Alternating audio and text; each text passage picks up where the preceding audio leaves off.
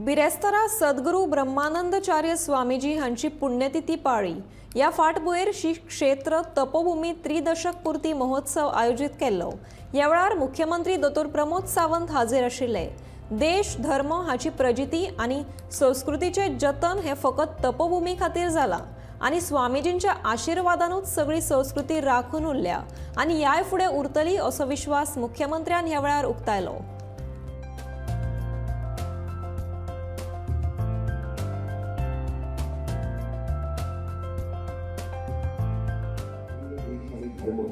याची खरी प्रचिती जर गोमंतकाला कुणी करून दिली असेल तर मी नक्कीच म्हणेन तपोभूमीने करून दिली, ब्रह्मानंद स्वामींनी करून दिली।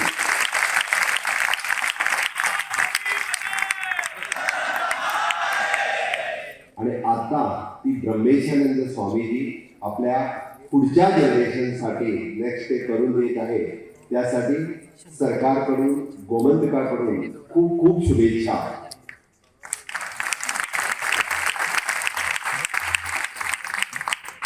आपण खऱ्या अर्थानं मी म्हणतोय की संस्कृतीचं जतन करण्याचं काम हे या तपोभूमीवरून होत आहे आणि त्याला जोड म्हणून आपण जे योग शिक्षण, धर्म शिक्षण आणि त्याच पद्धतीनं आता बोलत असताना सांगितलं की स्त्रीला पौरोहित्य करायला देणं हे काम भाग्याचं काम आणि ते फक्त आणि फक्त आपल्या गोमंतकामध्ये होतं आणि त्याचं श्रेय या तपोभूमीला करतं।